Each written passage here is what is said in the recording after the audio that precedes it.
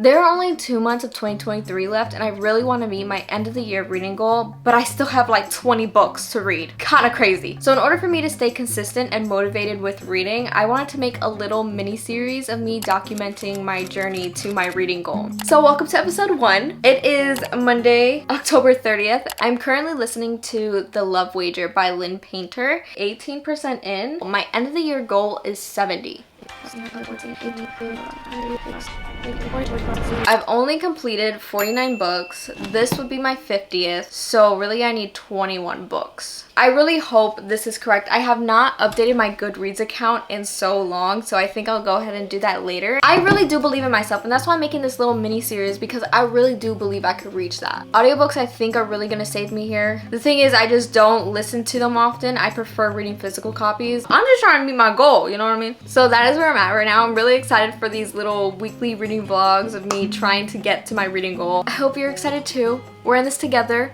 Hopefully I am able to reach it by the end of the year, but if not, it's fine. It's totally fine. At least I tried. So guys, it is Tuesday and it is also Halloween, so it's pretty late now. I've been listening to the audiobook kind of like sporadically throughout the day. A little update. I'm loving the book. The banter in this book is so good. I did read Better Than the Movies by Lynn Painter and I gave it like a 5 stars. I loved it so much. This, however, is a adult romance, so there is like a bit of a difference when it comes to like maturity of the book. It's like cute. So there's a lot of moments of me cheesing, but it's also like funny. I'm really enjoying this read. I'm probably just gonna listen to this the rest of the night until it's over. So I finished The Love Wager by Lynn Painter last night and I really enjoyed listening to the audiobook. I think the narrators really made the book come alive for me. You know what I'm saying? Overall, I really enjoyed the book. I think I'm leaning towards like a 3.75 or 4 stars. And the banter in it is so well done. Lynn Painter really knows how to write rom-coms. And it's funny because after I updated you guys last night, I got to a part in the book where a new trope was introduced and I was like, oh, okay, I know what turn this book is making now. I did find it to be predictable, but I still really enjoyed it. It's time that we start a new book, and I actually just posted my TBR jar video for the month of November,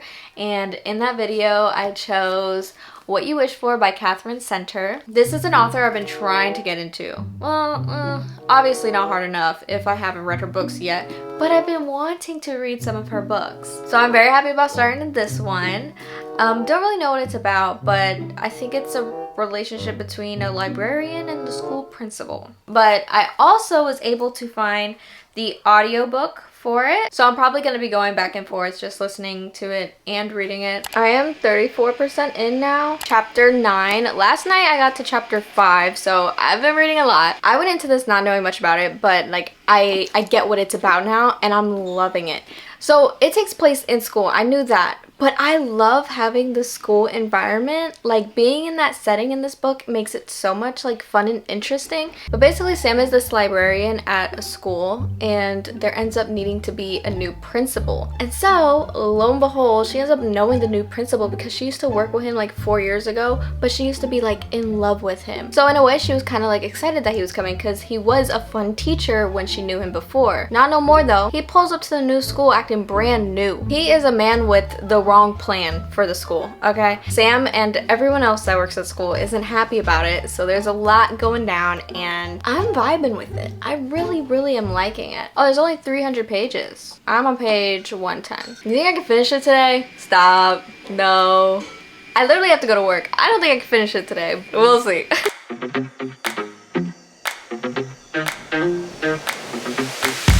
You guys, I am so surprised with how much I love this book. I am on chapter 19 now, page 214. My phone literally just died because I was listening to the audiobook and I didn't realize I needed to charge my phone. I figured I have a little break to update you guys. It is so cute, the relationship between Sam and Duncan. They're really starting to like open up to each other, get to know each other, and I'm enjoying every bit. Like I'm eating it up, okay? And I had a little theory behind the way Duncan is, and I was correct. So with that being said, I would recommend checking trigger warnings for this book. But overall, the character development and like just everything is so good. I'm really enjoying this book. I don't know if I'm gonna finish it tonight because let's see. I got 4 hours left.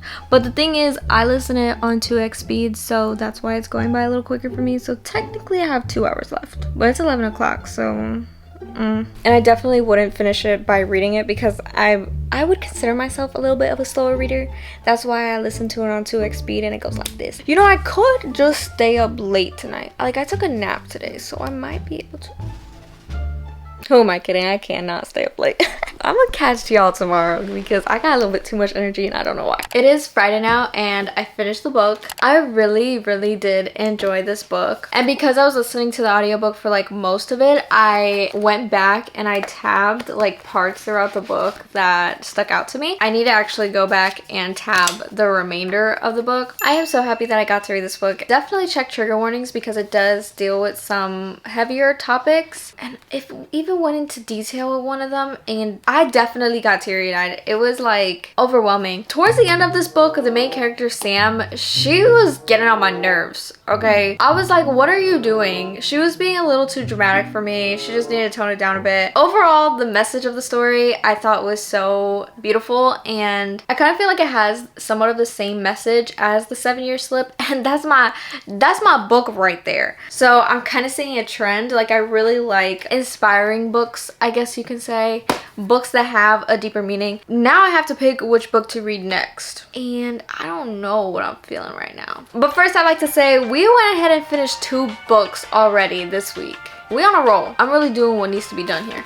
Anyways, let's go find my next read because I want to start it like right now. This bookshelf is kind of scattered because I definitely have a mixture of books that I want to read and books I already read. I'm leaning towards 2 books right now. The Inheritance Games, totally different vibes, and The Dead Romantics. The Dead Romantics is by the same author as The 7-Year Slip, so that's why I really want to read this one. I don't know, I might go with this one. I looked on Libby for both, and the audiobooks are not available for either, so I think I might go with The Dead Romantics. I will admit this one was a DNF for me, but I really want to give it another chance, so this is me doing so. I'm gonna go with The Dead Romantics.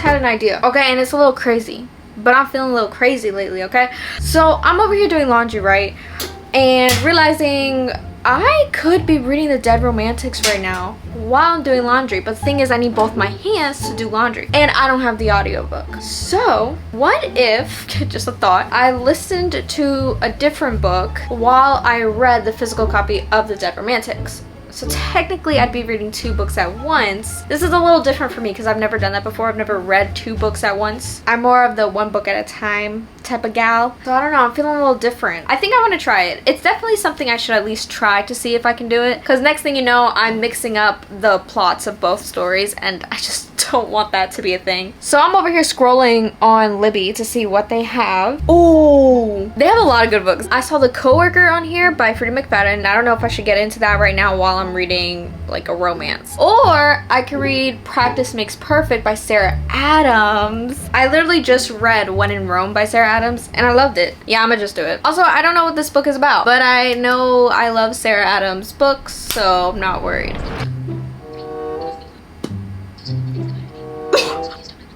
This is... Wait a second. The main character in this book is the sister to Noah in When in Rome. I'm so happy I went with this book.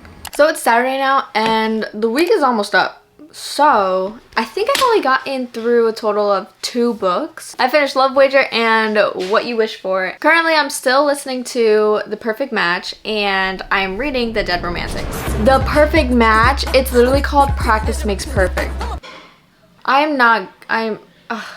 am 31% in. And last night for The Dead Romantics, I got to page 76, chapter 9. So far, so good. It's actually gonna start getting to like the good part, I think. But going into this, I am giving it a whole different mindset because I read The 7-Year Slip by Ashley Poston and it was like a 5-star read for me. Like, it was my favorite book ever. Yeah, I'm pretending like I didn't even DNF this before, even though I remember what I've already read so far. Did I tell you what both of these are about already? See, like, I'm getting this mixed up. I don't know if I did. This follows Florence and she's a ghostwriter and she gets a new editor who ends up being dead. I don't know if I said that right, but it's along the lines. But the thing about Florence is not only is she a ghostwriter, but she's a ghost seer. so she can see ghosts. So basically she sees the editor as a ghost and she's like, what the heck, I just saw you in real life yesterday. That's where I'm at. I am enjoying it more than I did the first time, I will say that. And then for Practice Makes Perfect by Sarah Adams, this book is so cute. It's exactly what I expect from a Sarah Adams book. It's so light, fluffy, cute, cheesy, all the good things. It follows Annie and Will. Annie is known as like the goody two-shoes. She's a really nice girl. And then there's Will, which is a bodyguard to a celebrity that is in town. If you read When in Rome, you know. Annie kind of feels like the only thing missing in her life is a relationship partner. But the problem is she needs a little practice in the dating scene. So Will is tasked with the job to like take her on some fake dates and train her, you know. While I'm doing like stuff around the house, whether it's cleaning or like driving or stuff like that, I'll listen to the audiobook, which is very helpful and such an easy way to get through a book. Anyways, right now I want to go through my Goodreads and actually add all the books that I have not added yet. I think my Goodreads is still like at like 25 or something. It says that I'm at 24 out of 70 books. I've read so much more than that. The last book I literally updated was Ignite Me, and I read that all the way back in April. So I'm gonna just go ahead and add all the books that I haven't added yet. But while I'm doing so, I'm probably gonna listen to Practice Makes Perfect. How does she know my innermost secrets? Measure of my heart, written in sequence. I just took some time to update it. I am now 38% in and I am 7 books behind schedule according to my reading goal. I was correct with the numbers. I have read a total of 51 books out of 70. So now I need 19 books. So it's okay. It's a vibe. It's a vibe. Well, now that that's updated, back to reading. There's no looking back on love. It's too late.